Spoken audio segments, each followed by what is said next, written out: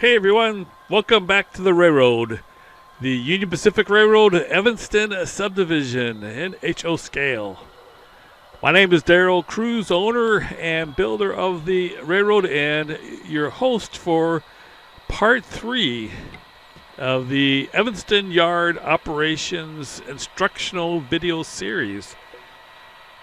This is the third part to kind of give perspective crew members an idea of what yard operations are like on the Evanston Yard. And part 2, we had the MRONP arrive for swapping out cars. Its locomotives were set in the engine house while we then began to block cars at the head of 2 of the locals that are going to be heading out during this operational day. So we went ahead and blocked one of the trains. It was the eastbound train. And then we also, off camera, also blocked the westbound train. So both locals are now blocked and ready for departure. The trains were built on a previous day yard crew, and our only job on this day was to block the cars that they're going to be dropping off on industries along the way so that they could do that easily. So those 2 local trains are ready to go.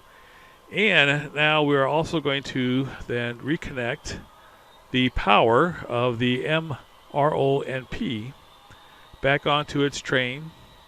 We have gone ahead and swapped out the cars, or we're finishing up swapping out the cars, and we're getting the locomotives and the new crew a chance to get back to the head end of the train and begin departure from the yard and being able to continue for the rest of their route.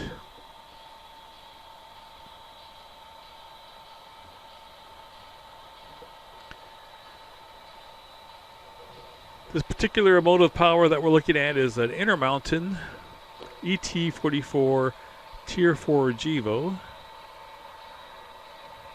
And then there's also a leased locomotive, a PRLX X Santa Fe SD75M.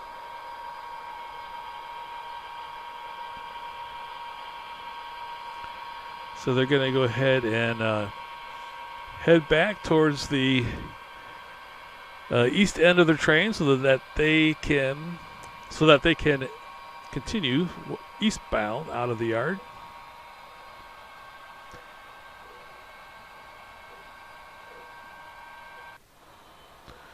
Well, it's making its way here. We're just finishing up dropping off. We've already set out the cars for this particular locomotive, and now we're adding the cars from the yard to the train. I think there was 5 off and 5 on. The numbers are not always the same, but in this case it was an even number both on and off the train.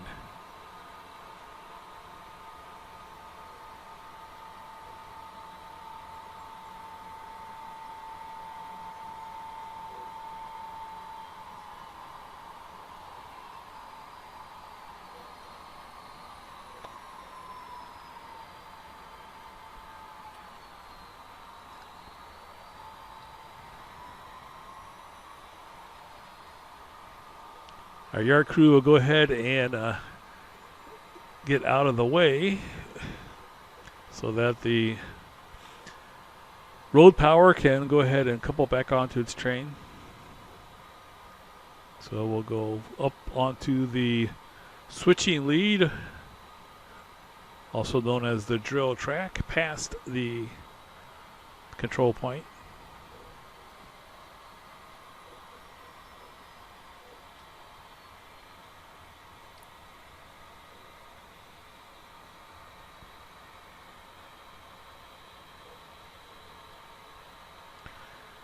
All right, and our locomotives are here, so we'll go ahead and couple them to the train.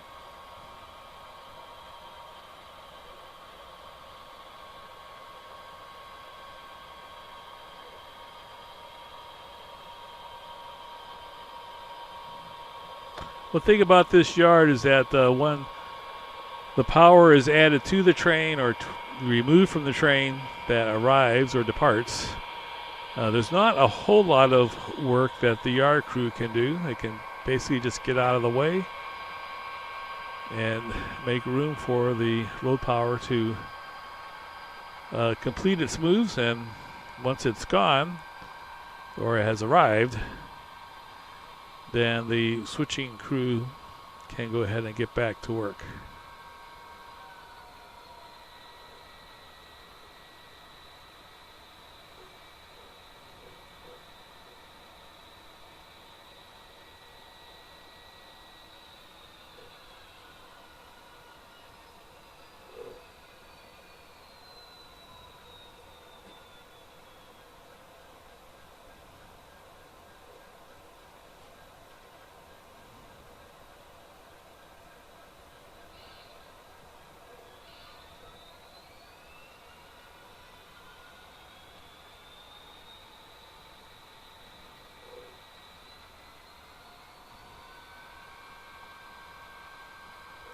Both these locomotives were purchased from Lombard Hobbies. Got really good deals on both of them.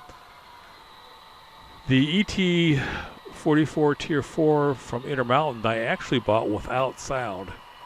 I think it was like $130. It was very inexpensive. And then I went ahead and added a Soundtrax decoder to it. So the Intermountains come with ESU decoder, so this is probably one of the few Intermountain ET44 Tier 4 Gevos that actually has a Soundtrax decoder in it.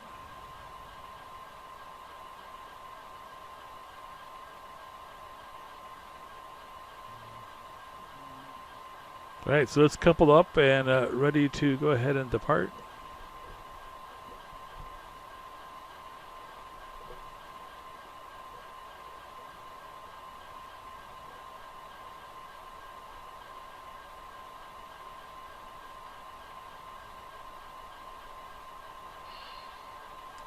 All right, looks like we have a green signal.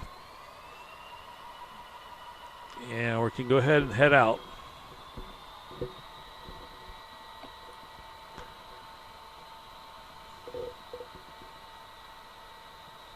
One of the main functions of the yard crew is to facilitate the arrival and departure of trains, and that's basically what this video is about, is arriving and departing trains. So this is our first departing train. We are also in this video going to have an arriving train and then a second departing train. You always want to make sure that you have trains departing as quickly as they are arriving. Otherwise you get really loaded down and things get bogged up pretty easily.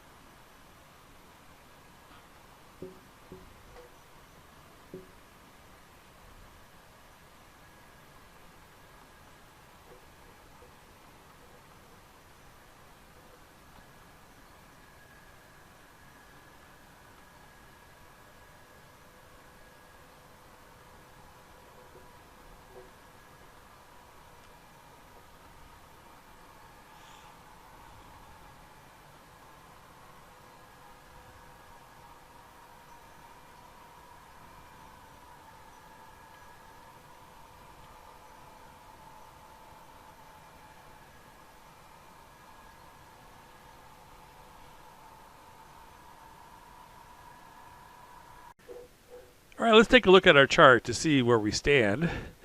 As you can see, we had the MRO and P in track 1, and that just departed, so we can go ahead and erase it from track 1.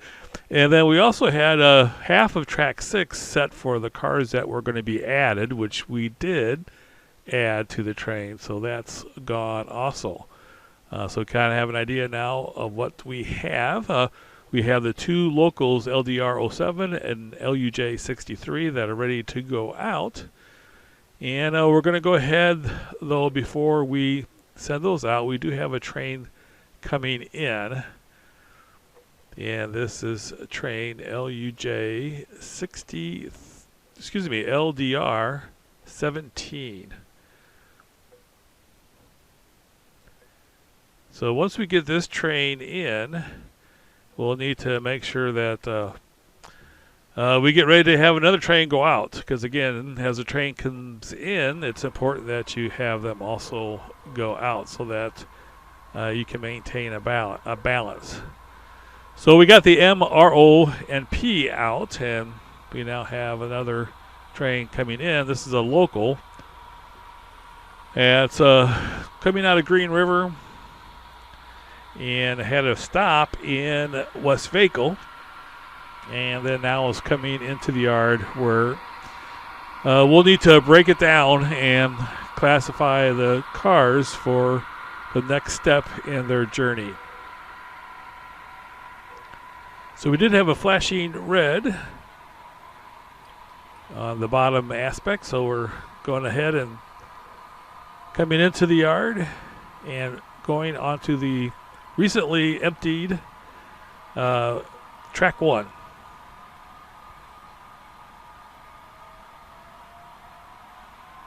As you can see in the distance, we actually have a coal train coming in the other direction. And we're actually in its track. This is a right-handed running section of the Evanston sub.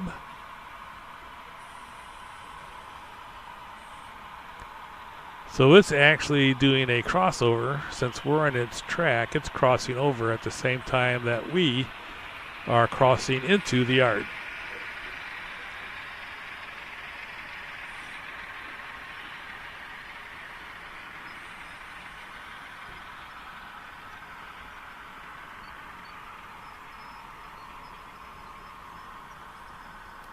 So here you can see the two trains crossing over.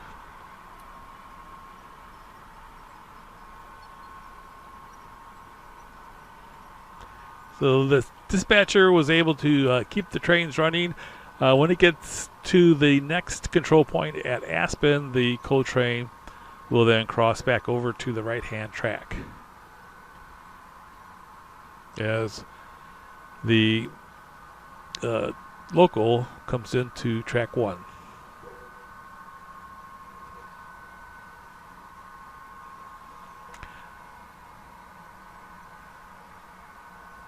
Not a lot of switching moves in this video. We will have a 4th segment that will be the actual classification of this train that's arriving.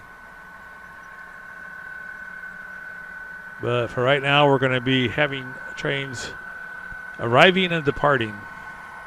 So we've had 1 train depart and 1 train arrive.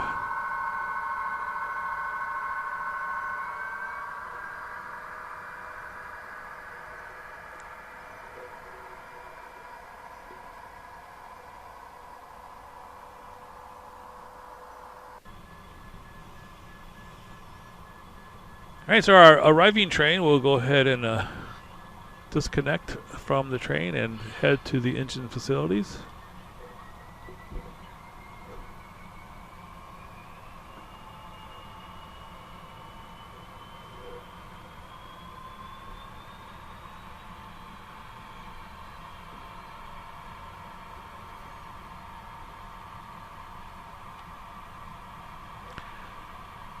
These are also a couple of SD70Ms that I picked up from Lombard Hobbies. For the locals, I'm using a lot of ST70Ms and also some SD40Ns. Picked up the ST70Ms at Lombard Hobbies a while back. In fact, these were some of the first HO Scale locomotives that I purchased for the layout. That was way back in the spring of 2021, before we even were moved into our new house.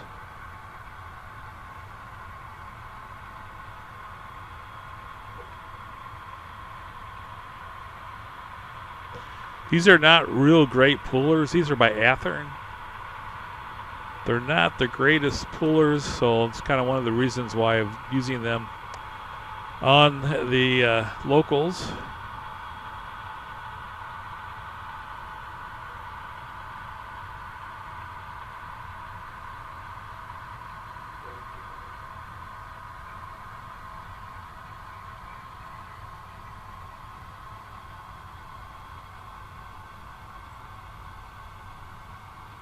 I do still have quite a few that are SD70s that are on the main line, on through trains. And one thing I'm going to try and do as I operate the layout is to mix it up and switch the locomotives around. Kind of get stale if you always have the same consist on all the different trains. So I will try to mix things up.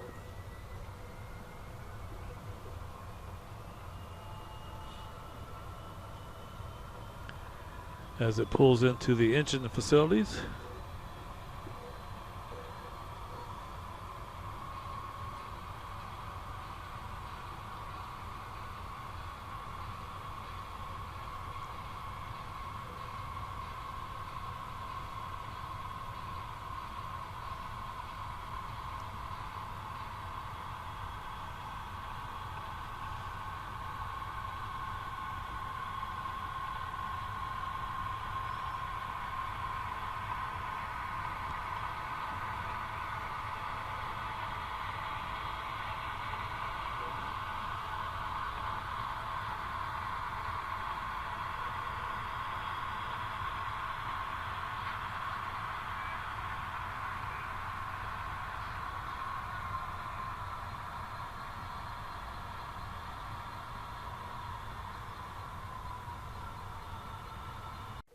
All right, back to our chart. We do have the LDR 17 that just arrived, and we need to get either the LDR 07 or the LUJ 63 out of the yard.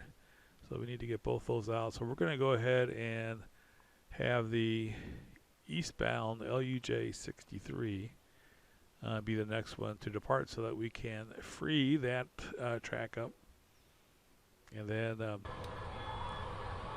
hopefully be able to do some switching.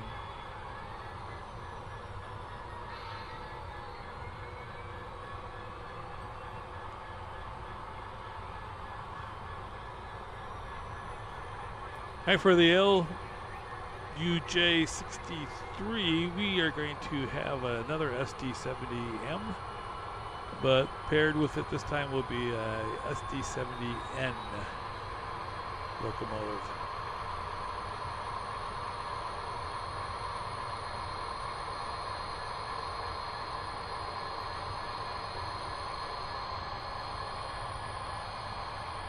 The LUJ 63 departs from the Evanston yard and goes to Ogden and stops at Wholesome Cement along the way.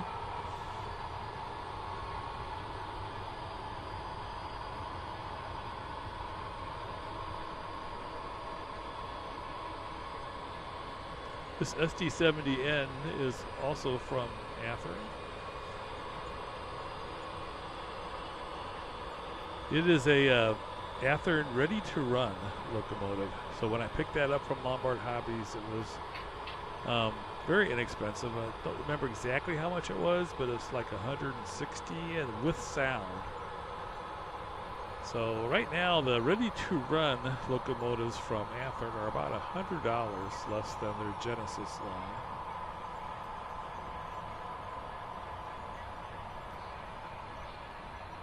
and they're actually pretty comparable.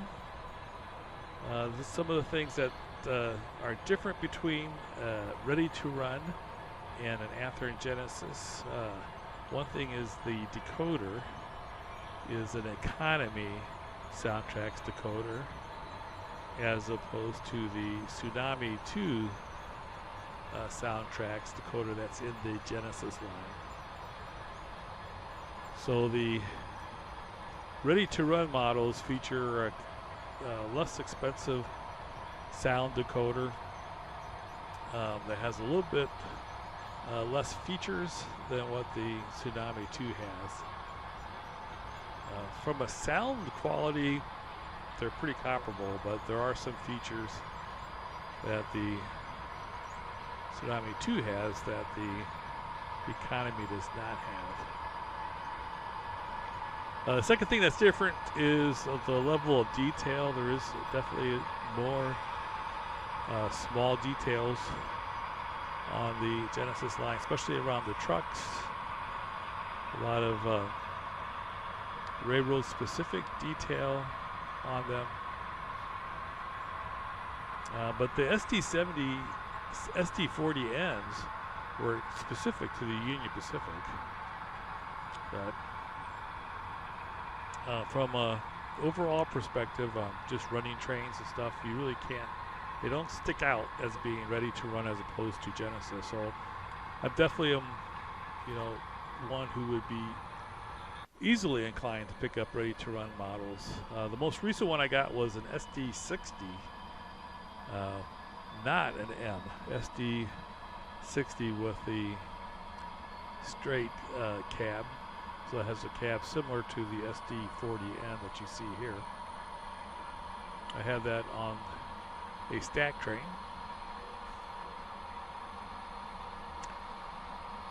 It was $174 at Lombard Hobbies. All right, we're coupled up to our train, and I think we're going to be ready here to depart.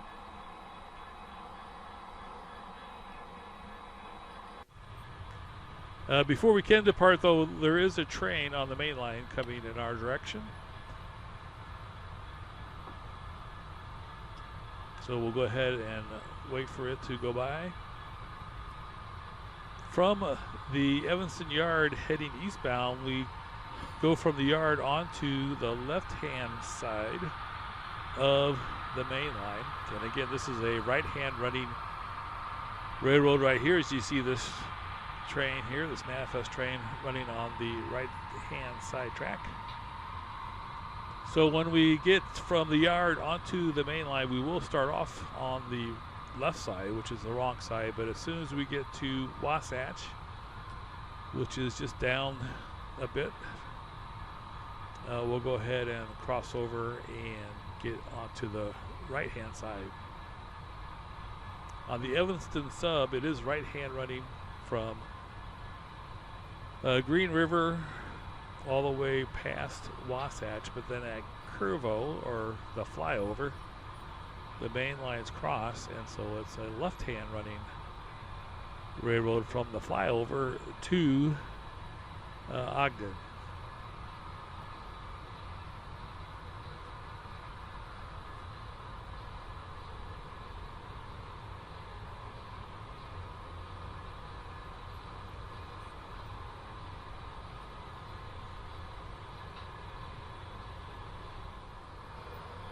All right, let's check and see if our signals are correct. So we do have a flashing red on the lower aspect, so it means that we are with the permission to proceed onto the main line at restricted speed. So we'll slowly move on to the main line from track 1. Well, actually it was track 3, wasn't it?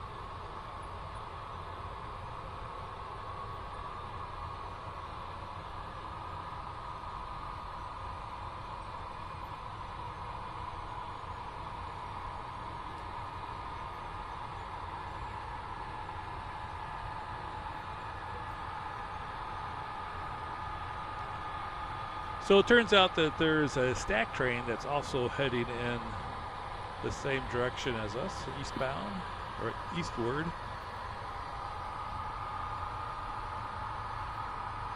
So when we get to Wasatch, we will have to stop and allow the stack train to proceed past us.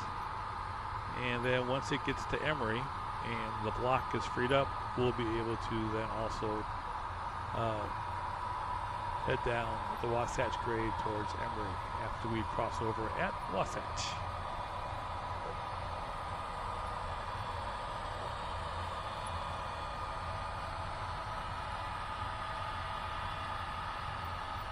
It's always kind of cool to see the two trains running in the same direction.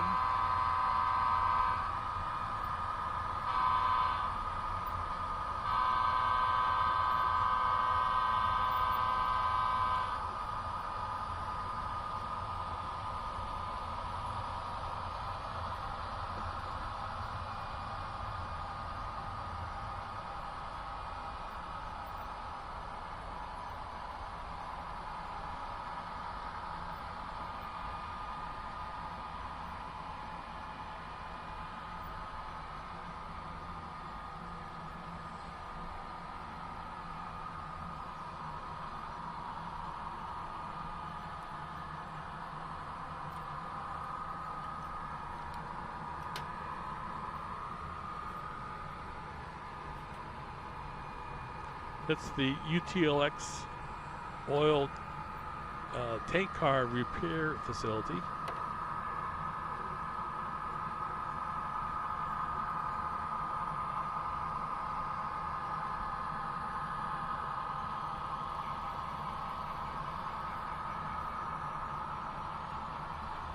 As you can see, we do have a red here, so we'll go ahead and stop. We'll want to get onto the right-hand side, but won't be able to until the stack train goes down the grade.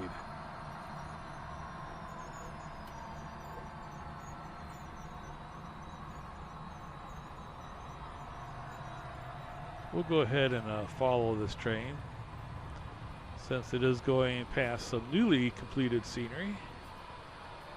This is a scenery I'm going to be working on tomorrow. I'm going to try and put some plaster on here and hopefully get it to look like this before too long. This is recently worked on scenery. You can check last Sunday's update if you want to see some of the step-by-step procedures that were taken. This is the flyover bridge, also called Curvo.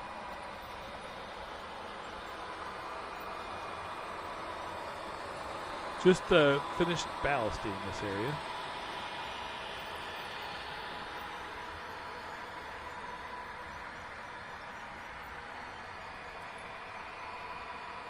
I know we're pretty far from the yard right now, but get a chance to see some scenery as well as yard operations.